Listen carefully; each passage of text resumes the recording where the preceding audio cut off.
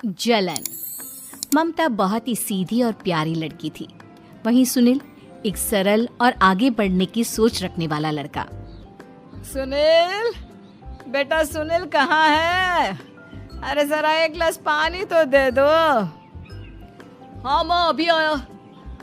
क्या माँ, पानी तेरे सर के पास ही तो रखा है, क्या हो गया है? तबीयत खराब है क्या?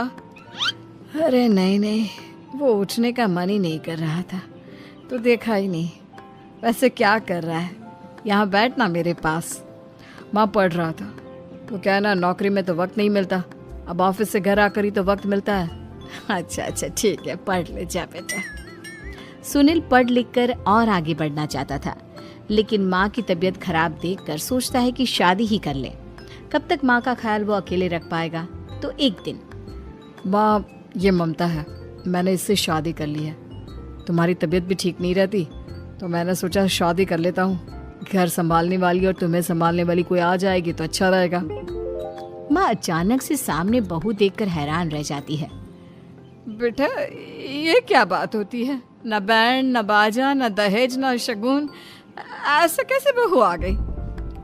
माँ तू तो जानती है, मैं नौकरी के साथ पढ़ाई कर रहा हूँ, तो कहाँ से इतना पैसा बचा पाता कि धूमधाम से शादी करता।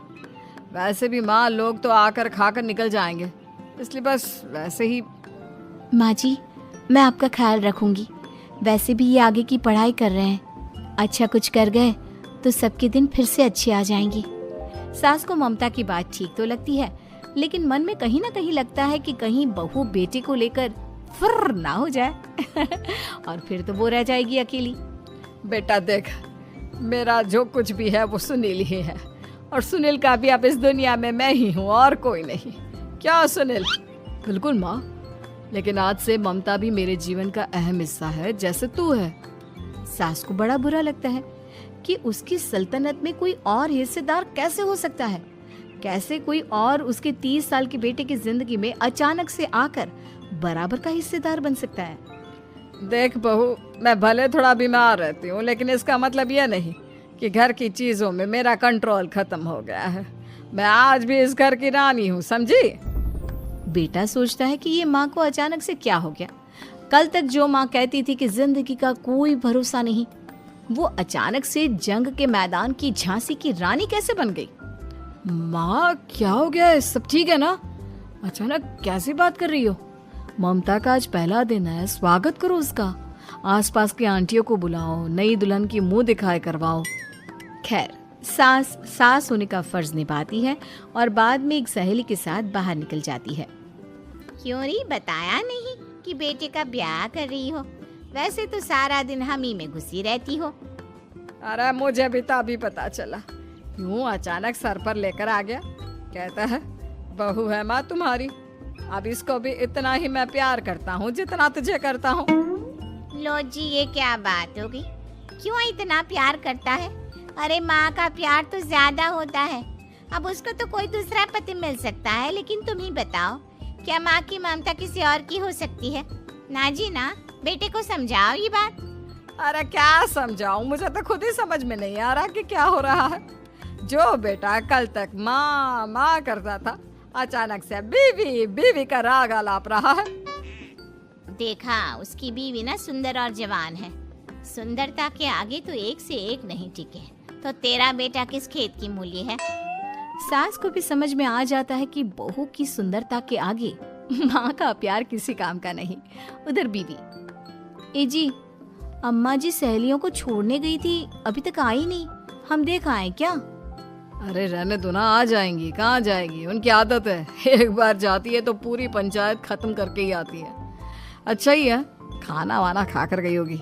छोड़ो ना, घूमेगी तो खाना पचेगा नहीं तो ऐसे ही खाट पकड़ लेगी। बहू भी शांत हो जाती है। उधर सास सोचती है कि आज थोड़ा देर से ही घर जाती हूँ, जब बेटा परेशान होकर ढूंढेगा तब मजा आएगा। बीवी को खुद ही पता चल जाएगा कि माँ के आगे उसकी दाल नहीं गलेगी। लेकिन वहीं दूसरी ओर घर पर, ए जी, माँ जी अभी भी नहीं आई, हमको तो घबराहट हो रही है कि क्या करें, जाकर पता करें किसी के घर। अच्छा, कहाँ जाओगी ये भी बता दो। पहला दिन है तुम्हारा इस घर में और एक ही दिन में मोहल्ला छानोगी क्या? हाँ, तो आप भी तो नहीं जा रहे हैं ना, हमको फिक्र हो रही है। अरे यार, ये रोज का है अम्मा का, खाओ और सो जाओ। बस फिर क्या था। बेटा बहू खाना खाते हैं और कमरे में सोने चले जाते हैं। उधर जब सास को कोई देखने नहीं आता तो वो हार कर घर आ जाती है, जहाँ वो देखती है कि सारे घर की लाइट्स बंद है। सास को गुस्सा आता है। बहू, ममता बहू कहाँ हो? लेकिन सारे दिन की थकी बहू को ऐसी नींद आती है जैसे किसी ने भांग की गोली खिला दी हो। वो तो नहीं उठती। उठकर आ जाता है बेटा। क्या बात है अम्मा, काहे चिल्ला रही हो? अरे सो जाओ ना, सुबह की थकी है बहू, वो सो रही है। जोर से बोलोगी तो नींद खुल जाएगी उसकी। माँ को गुस्सा आ जाता है। फिलहाल तो सो जाती है, लेकिन मन ही मन ढेर सारा जहर बहू के लिए भरा होता है। सुबह बहू चाय बना रही होती है कि सास धीरे से गैस तेज कर देती है, जिससे चाय का बर्तन जल जाता है। और जैसे ही बहू चाय का बर्तन उठाती है उसका हाथ जल जाता है। मेरा हाथ जल गया। वो जोर जोर से चिल्लाकर इधर उधर भागती है कि सास थोड़ी देर में उसके हाथ में पानी डाल देती है। हाय रे बहू, क्या कर रही हो? पहली बार रसोई छुई हो क्या? सासू माँ गलती से गैस तेज रह गई थी और बर्तन जल गया, जिससे मेरा हाथ जल गया। हाय रे, कितना गंदा दाग। छी छी छी छी, मुझे तो उल्टी आ रही है तेरा गला हुआ मांस देखकर। तू ना मुझे अभी साथ से खाना मत लगाना। बहू भी खुद का हाथ देखती है तो उसे भी रोना आ जाता है। कुछ दिनों के बाद सास की सहेली आती है। बहू चाय बनाकर लाती है। उसके जाने के बाद सहेली कहती है, बहू की सुंदरता ऐसी है कि कोई भी दीवाना हो जाए। वैसे तेरे बेटे का क्या हाल है? अरे वैसा ही है, बहू के पीछे लट्टू। क्या करूं, कुछ समझ में नहीं आ रहा। मैंने तो बहू के चेहरे पर दिवाली के पटाखे की चक्री फेंक दी, उसका पूरा चेहरा जल गया। अब देखो ना रही सुंदरता, और ना ही अब मेरा बेटा उसे पूछता है। अरे अब तो वो उसे छोड़कर दूसरी भी देखने को बोल गया है मुझे। बहू सारी बात सुन रही होती है। आंटी एक बात बताइए, क्या भरोसा है कि दूसरी सही आए और आपके अनुसार रहे? देखिए आंटी, मेरी सासू माँ को गलत बात सिखाने की जरूरत नहीं है। हमारा परिवार साथ में खुशी से रह रहा है। देख बहू, मेरी सहेली की बेइज्जती ना कर, वही अच्छा रहेगा तेरे लिए, समझी?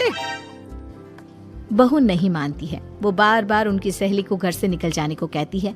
तभी सास की सहेली पास के चूल्हे से लकड़ी लाकर बहू के चेहरे पर लगा देती है। बहू जोर जोर से रोने लगती है। अरे ये क्या कर दिया?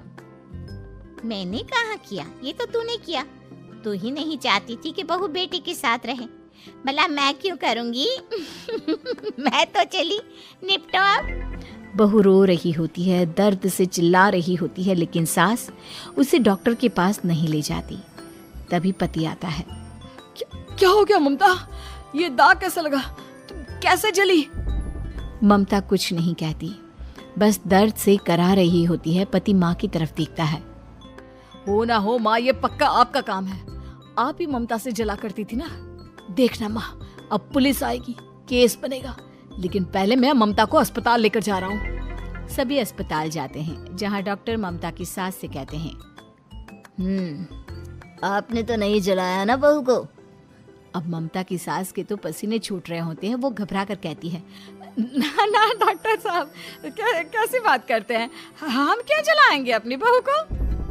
डॉक्टर ममता के पति से पूछते हैं, देखिए, क्योंकि ये ससुराल में जली है तो मामला पुलिस का बनता है, तो आप पहले पुलिस को बुलाइए, तभी इलाज पूरा होगा। सास डर जाती है कि अब तो बच्ची जिंदगी जेल में ही रहना होगा। रहने दीजिए ना, पुलिस को क्यों बुलाना? सारी हंसी खत्म हो जाएगी जब पुलिस के डंडे पड़ेंगे।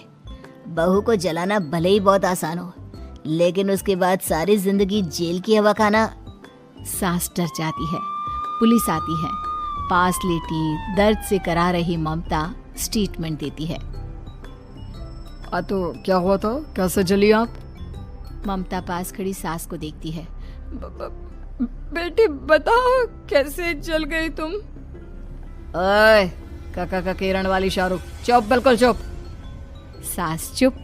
सभी इंतजार करते हैं कि ममता क्या बोलेगी। जी, मैं खाना बना रही थी, लकड़ी उड़कर मेरे ऊपर गिर गई और मैं जल गई। सास बहू की बात सुनकर रोने लगती है। देखा माँ, कितनी समझदार है ममता। ये चाहती तो, हाँ बेटा, ये चाहती तो मैं आज जेल में होती। मुझे माफ कर दे। मैं आगे से अभी कभी ऐसा नहीं करूंगी। बहू के साथ मिलकर रहूंगी। मुझे माफ कर दे।